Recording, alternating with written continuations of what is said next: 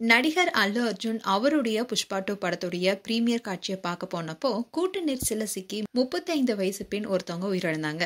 அவங்களுடைய மகனுக்கு தீவிர சிகிச்சை அளிக்கப்பட்டு வரும் நிலையில தெலுங்கானா முதல்வர் ரேவந்த் ரெட்டி அல்லு அர்ஜுனை குறித்து பல உண்மைகளை சொல்லி அதடியா பேசின விஷயம் தான் இப்போ சோஷியல் மீடியால வைரலாயிட்டு வருது.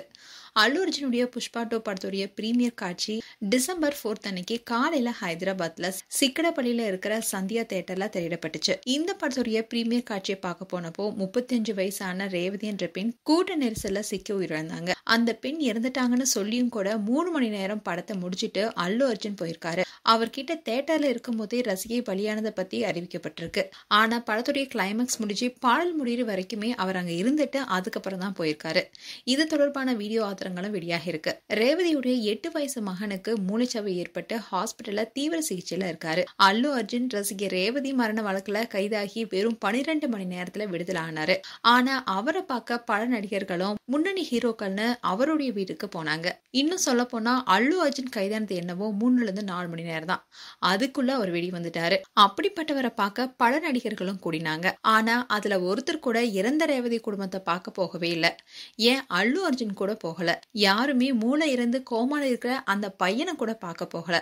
அதாவது ரசிகர் செத்தா எனக்கு என்ன, எனக்கு தேவையெல்லாம் சப்புன்னு அறைவன் ராஜா பாடல் தான் படம் முடிகிற வரைக்கும் அல்லு அர்ஜுன் அங்கே இருந்திருக்காரு.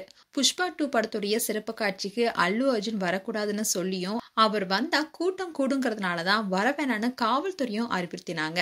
ஆனா அதை மீறி அவர் போனதாலதான் கூட்ட நெரிசலும் ஏற்பட்டுச்சுன்னு ரேவந்த் ரெட்டி குற்றம் சாட்டியிருக்காரு.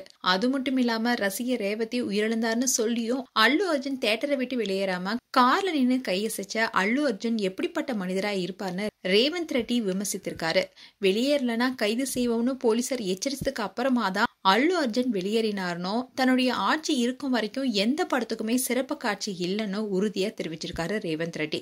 மொத்த தெலுங்கு சினிமா உலகமும் அல்லு அர்ஜுன் பக்கம் நிற்க தனியா லெப்ட் ஹேண்ட்ல டீல் செஞ்சுட்டு வராரு முதல்வர் ரேவந்த் ரெட்டி.